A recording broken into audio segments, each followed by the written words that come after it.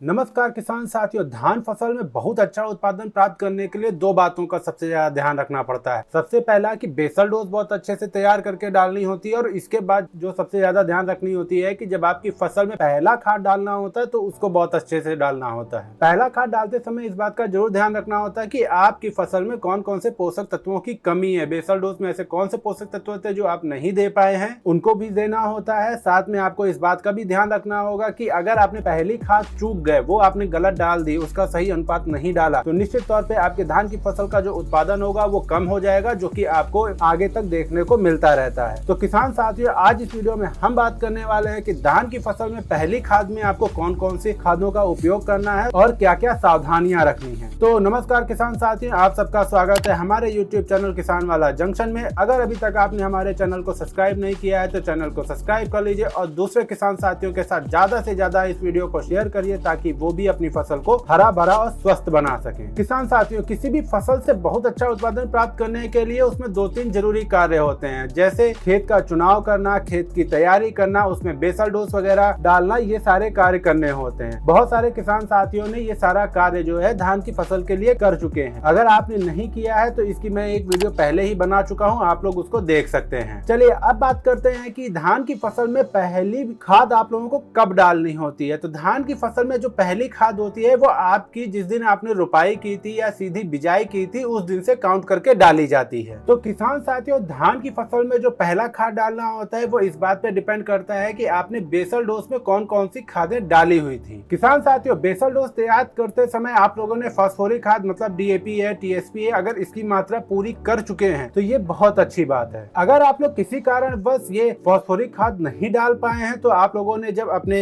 धान की फसल की रुपाई कर रखी है या सीधी बिजाई कर रखी है, उस समय आप लोगों को 5-7 दिन के अंदर ये फास्फोरिक खादों को पूर्ति कर देनी चाहिए। तब तो आप लोग इसका 100% रिजल्ट ले सकते हैं। देखिए, बहुत सारे किसान साथी ये भी सोच रहे होंगे कि जब वो लोग अपनी पहली खाद डालने जा रहे होंगे तब ये फास्फोरिक खाद उसी के साथ में डाल देंगे, लेकिन वहाँ पे एक समस्या होती है कि ये जो फास्फोरिक खाद होते हैं और हम लोग जो पहली खाद में माइक्रो न्यूट्रिएंट्स वगैरह उपयोग कर रहे हैं, तो ये आपस में ही मिलकर एक समीकरण तैयार करने लगते हैं, रासायनिक समीकरण कर लेते हैं, जिससे आपकी फसल को नुकसान देखने को मिल सकता है। तो किसान साथियों, इस बात का जरूर ध्यान रखें कि जो आपके फास्फोरिक खाद है उनको आप लोगों को रुपाई करने के 5 से 7 दिन पहले डाल देना है, या फिर आप लोग 5 से 7 दिन बाद डाल सकते हैं। किसान साथियों, इसके बाद जो बात आती है वो आती है आपका खरपतवार नियंत्रण का, क्योंकि खरपतवार एक ऐसी चीज होती है कि अगर आपके खेत में आ गए तो निश्चित तौर पे आपकी फसल को बहुत नुकसान दे रहे होते हैं, क्योंकि जितने भी आप पोषक तत्व डाल रहे होते हैं वो ज्यादातर खरपतवार ही अटैक कर लेते हैं, मतलब ले रहे होते हैं, जिससे आपकी जो फसल है वो अच्छी ग्रोथ नहीं कर रही होती है। तो बहुत सारे किसान साथी ऐसे हैं जो खेत तैयार करते समय प्री इमरजेंस हर्बिसाइड का उपयोग कर लेते हैं, तो उनके खेत में खरपतवार नहीं आया होगा। अगर आप लोगों ने उपयोग नहीं किया हुआ है प्री इमरजेंस, तो आप लोग इस समय पोस्ट इमरजेंस हर्बिसाइड का उपयोग कर सकते हैं, जिससे आपके खेत में खरपतवार खत्म हो जाएंगे और आपकी जो फसल है उनको सारे पोषक तत्व सही तरीके से मिल सकेंगे। तो किसान साथियों, ये एक कार्य करना बहुत ज्यादा जरूरी होता है अगर आप लोग धान की फसल से अच्छा उत्पादन प्राप्त करना चाहते हैं। किसान साथियों, इसके बाद जो बात आती है वो ये आती है कि आप लोगों को धान की फसल में पहला खाद कौन सा देना है और उन खादों में क्या क्या देना है, ताकि आप लोगों के जो धान की फसल है वो हरी भरी चलती रहे, आपके जो टेलर्स हैं वो बहुत ज्यादा मात्रा में है और आपका उत्पादन जो बहुत अच्छा शानदार हो। किसान साथियों, तो सबसे पहले नंबर पे जो खाद आती है वो आती है आपका यूरिया खाद। किसान साथियों, अगर आप लोगों ने बेसल डोज में यूरिया उपयोग कर रखी है, या फिर आप लोगों ने जब धान की फसल लगाई थी उसके बाद में 4-5 दिन बाद आपने यूरिया उपयोग कर रखी है, तब तो आप लोगों को 30 किलो पर एकड़ के हिसाब से यूरिया का उपयोग करना होता है। अगर आप लोगों ने यूरिया के नाम पे कुछ भी नहीं डाला है, ना बेसल डोज में डाला है, ना 5-7 दिन बाद बिजाई करने के बाद डाला है, तो आप लोगों को 1 बैग पर एकड़ के हिसाब से यूरिया का उपयोग करना होता है। किसान साथियों, इसी के बाद में जो बात आती है, जो इम्पोर्टेंट तत्व होता है वो होता है आपका पोटास, म्यूरेट ऑफ पोटास। अगर आप लोगों ने बेसल डोज में म्यूरेट ऑफ पोटास का उपयोग नहीं किया था तो इस समय आप लोग लगभग 20 से 25 किलो म्यूरेट ऑफ पोटास इसी यूरिया के साथ उपयोग कर सकते हैं। अगर आप उपयोग पहले ही कर चुके हैं तो उसकी आवश्यकता उतनी नहीं होगी। किसान साथियों, इसके बाद जो पोषक तत्वों की उपयोगिता होती है वो होती है आपकी जिंक सल्फेट। जिंक सल्फेट एक ऐसा पोषक तत्व है जो हमारे भारत देश के ज्यादातर खेतों में कम पाया जाता है। तो किसान साथियों, इसको भी आप लोगों को उपयोग करना है। अब बात आती है कि जिंक सल्फेट में कौन सा, क्योंकि हमारे भारत देश में 2 तरीके के जिंक सल्फेट आते हैं, एक तो 33% वाला आता है और एक आता है 21% वाला। अगर आप लोग 21% वाला उपयोग कर रहे हैं तो 10 किलो पर एकड़ के हिसाब से लेना है, और अगर आप लोग 33% वाला उपयोग कर रहे हैं तो आप लोगों को 7 किलो पर एकड़ के हिसाब से लेना है। किसान साथी, बहुत सारे खेतों में आपने देखा होगा कि धान की फसल की पत्तियों में भूरा भूरा सा लग जाता है। वो इसी वजह से होता है क्योंकि खेत में जिंक सल्फेट की कमी हो रही होती है। इसीलिए आप लोगों को इस बात का जरूर ध्यान रखना है कि आपको अपने खेत में जिंक सल्फेट की कमी नहीं होनी देनी है। इसके बाद जो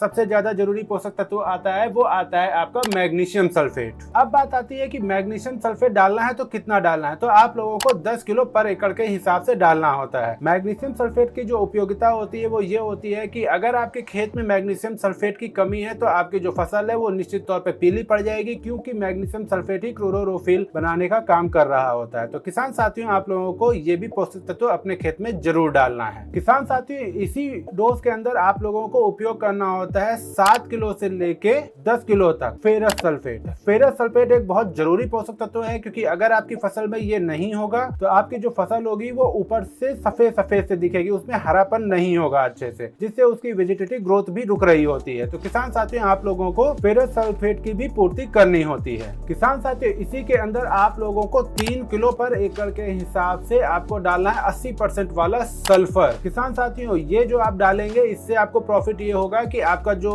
डोज तैयार कर रहे हैं उसमें जो पानी बनने की समस्या होती है, क्योंकि आपके जो फेरस सल्फेट वगैरह यूरिया के साथ मिक्स होते हैं तो ये थोड़ा सा पानी छोड़ देते हैं, जिससे इनका बुरकाव करना थोड़ा सा टफ पड़ रहा होता है, वो नहीं बनेगा। किसान साथियों, सल्फर जो होता है वो एक फंजीसाइड का भी काम कर रहा होता है। जो धान की फसल होती है इनकी जड़ों में जो फंगस वाली समस्या देखने को मिल रही होती है उसको ये खत्म कर दे रहा होता है। तो किसान साथियों, आप लोगों को इसको भी जरूर उपयोग करना है। इन्हीं खादों के अंदर आप लोगों को एक और चीज लेनी होती है, वो होती है एक इंसेक्टिसाइड। तो इंसेक्टिसाइड में आप लोगों को लेना होता है फंटेरा। लगभग 3 किलो से 5 किलो तक आप लोगों को लेना होता है, या फिर आप लोग इसकी जगह पे कार्टा हाइड्रोक्लोराइड भी ले सकते हैं 3 से 5 किलो तक, या फिर आप लोग 1 लीटर क्लोरोपाइरिफेस ले सकते हैं। इन्हीं खादों के अंदर आप लोगों को मिला के इसको खेत में बुरकाव कर देना होता है। बुरकाव कर देने के बाद में आपको अपने धान की फसल की सिंचाई कर देनी है। फिर आप लोग लगभग 4 से 5-6 दिन बाद अपनी धान की फसल को देखेंगे तो उसकी जो स्थिति होगी वो पहले से एकदम बदल चुकी होगी। मतलब मेरा कहने का है कि अगर उसमें पहले पीलापन वगैरह आपको देखने को मिल रहा होगा तो वो नहीं होगा, एकदम हरी भरी और लस ग्रीन आपको देखने को मिलेगी। साथ में आपकी फसल में किसी भी तरीके की समस्या देखने को नहीं मिल रही होगी, ना फंगस की समस्या, ना इंसेक्टिसाइड वगैरह की समस्या, ना किसी भी पोषक तत्वों की कमी। किसान साथियों, जो मैंने आपको डोज बताई है वो मैंने पर एकड़ के हिसाब से बताई है, तो आप लोगों को उसी के हिसाब से अपना